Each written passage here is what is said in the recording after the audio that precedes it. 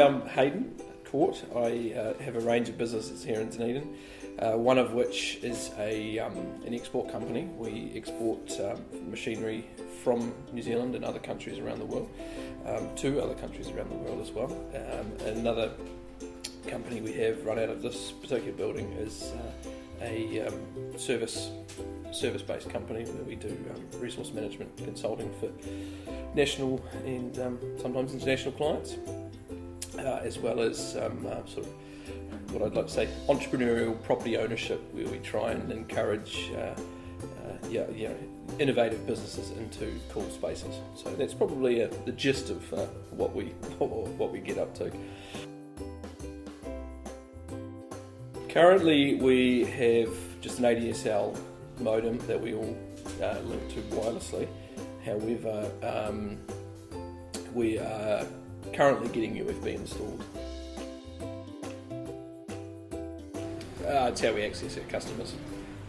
It's especially their export markets. It's how we do a lot of online marketing and simply just online communications. So without having the internet, well, I wouldn't have a company or a business.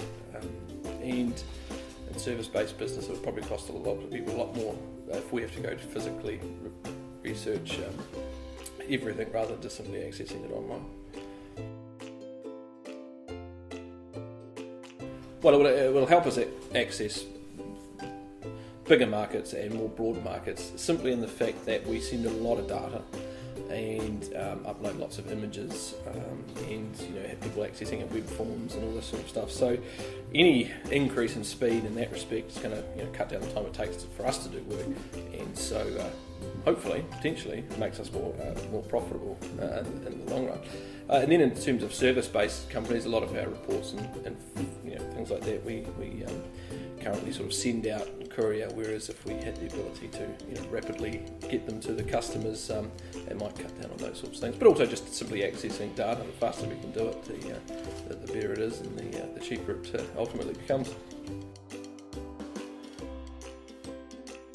Well, businesses will have to take the lead. I think they will have to, well, for one, uptake, the ability to access those sorts of speeds, but they'll have to do their part in simply encouraging other businesses into the area, and showing what can be done, basically.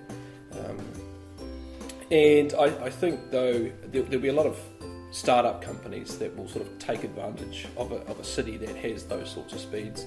You'll get data centres and storage facilities, digital storage facilities, sort of starting to concentrate around these sorts of areas. So, but I think businesses will probably take the lead in simply showing other people how it's done and taking advantage of that access.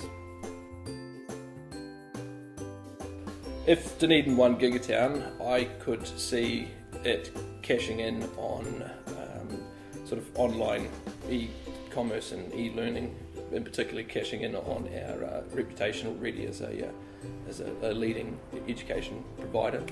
So I think that's probably how it would go.